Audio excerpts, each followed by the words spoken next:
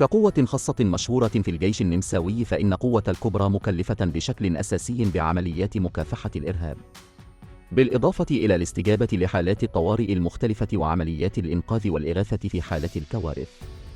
شعارها هو سيف العدالة في فيينا وراتس وإنسبروك و7 مناطق أخرى، جميعها لديها وحدات متمركزة. ولكن أقوى شيء هو أنه منذ إنشاء قوة العمليات الخاصة في كوبرا، اكتملت العمليات التي شاركت فيها جميعا بنجاح، ولم يقتل أو يصاب أي من أعضاء الفريق. في سبعينيات القرن الماضي كان اندلاع الإرهاب في جميع أنحاء العالم، وخاصة في أوروبا، لذلك في هذه الحالة ولد عدد كبير من فرق الصوت لمكافحة الإرهاب، وحتى بعض البلدان الضعيفة نسبيا أنشأت فرق الصوت الخاصة بها لمكافحة الإرهاب.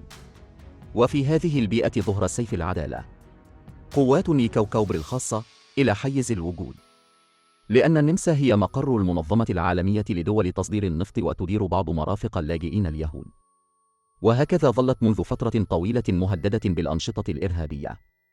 لذلك من أجل حماية الأفراد المهمين في الداخل والخارج وهذه المرافق، قررت النمسا تشكيل قوة خاصة رسميا تكون مهمتها الرئيسية عمليات مكافحة الإرهاب في عام 1978، تسمى كوبرا، والتي تهدف إلى تدمير العدو تماما. يقع مقرها الرئيسي في مدينة فيينا الجديدة، على بعد 40 كيلومترا من العاصمة. تضم قوة العمليات الخاصة في كوبرا 450 عضوا، وتتكون من 4 فرق، وهي أساساً فريق قتالي يتكون من 3 أشخاص يستخدمون بشكل أساسي الأسلحة والمعدات المحلية والإسرائيلية. واختيار المشغلين الخاصين صارم للغاية.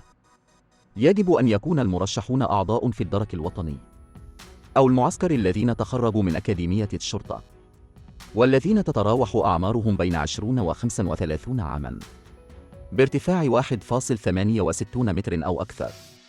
يتم اختيار المعسكر مرتين في السنة، وفي كل مرة 3 أيام، بشكل أساسي لاختبار اللياقة البدنية والاستقرار النفسي والمهارات الأساسية للمعسكر. فقط أولئك الذين يجتازون كل هذه الاختبارات يمكنهم دخول مركز التدريب.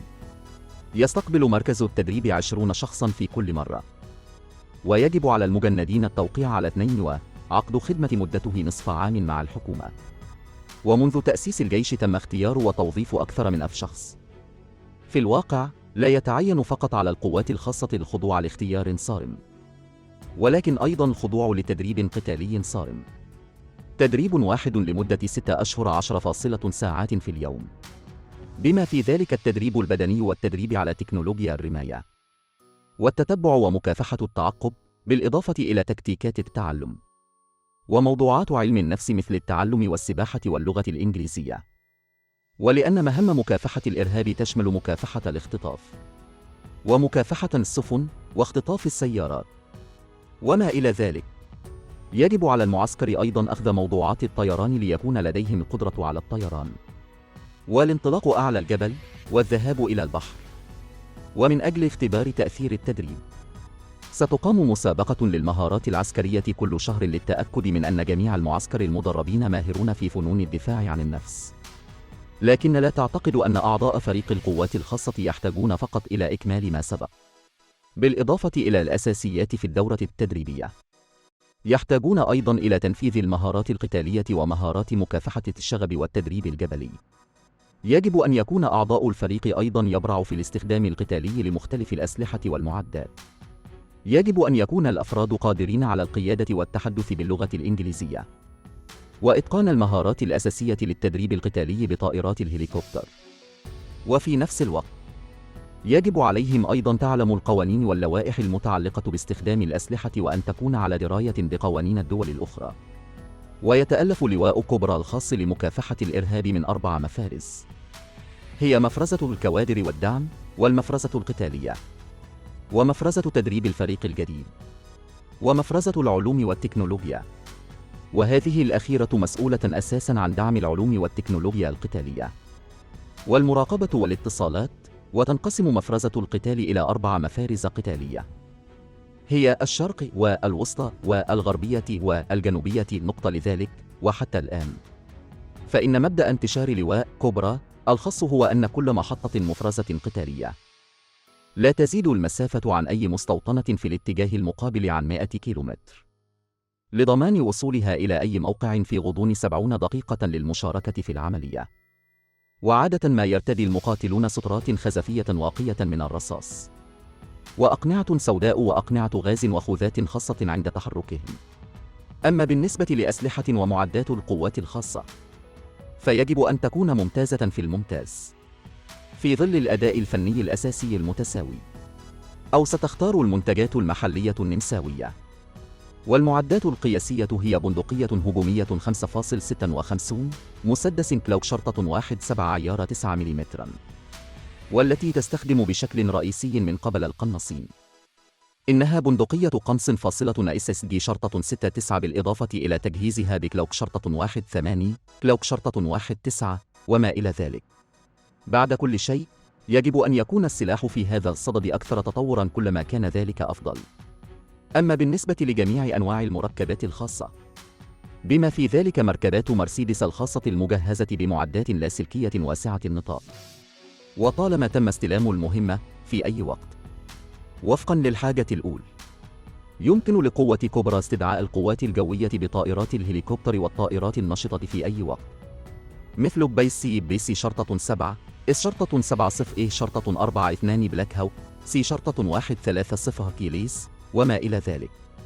لذلك أن التفهم الآن أهمية هذه القوة، لكنك لا تعتقد أنها لا تشوبها شائبة في الواقع.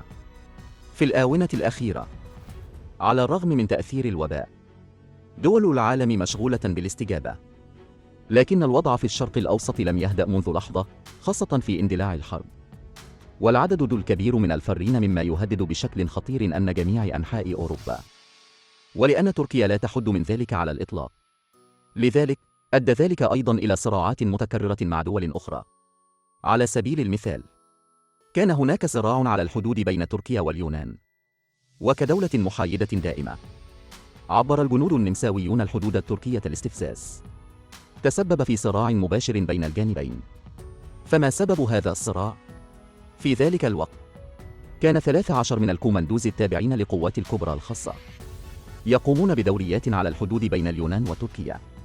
وفي ذلك الوقت كانت هذه القوات الخاصة تستقل مركبة مدرعة مستخدمة الصوت العالي للمركبة لإصدار إنذارات عالية مستمرة. وحتى عبروا السياج الحدودي تعرض الجنود الأتراك للإهانة، ويمكن القول أن هذه الخطوة أغضبت الطرف الآخر تماما. وسرعان ما بدأ بعض الجنود بالصراخ على القافلة النمساوية، كما أطلقوا قنبلتين دخانيتين على ساحة المعركة النمساوية. بالإضافة إلى ذلك، فإن الأمر الأكثر خطورة هو أنهم قاموا أيضا بتوجيه أسلحتهم نحو عربة نمساوية وهددوا بإطلاق النار بشكل مباشر. وسرعان ما تضاعف الأمر، وصرح الجيش النمساوي رسميا أنه إذا أطلق الجيش التركي النار فسيرد بنفس القدر. في الواقع هناك سبب لكل هذا. منذ أن أعلنت تركيا أنها ستسمح للمهاجرين من الشرق الأوسط بدخول أوروبا من بلدانهم، كانت لديهم علاقة عدائية جادة مع أوروبا بأكملها، الغاز المسيل للدموع وغيرها. وسرعان ما تمت مواجهة الأسلحة. وبناء على طلب اليونان، شكلت العديد من الدول الأوروبية دوريات مشتركة على الحدود التركية اليونانية، بالإضافة إلى دول الناتو بما في ذلك مجموعة فيسغراد. حتى أن الدول المحايدة الدائمة أرسلت قواتها، كما أرسلت النمسا قوات معظم قوات الكبرى النخبة توجهت إلى اليونان، مما أدى إلى المزيد من الفوضى في أوروبا. حسناً، هذا هو مضمون هذه القضية. أراكم في العدد القادم.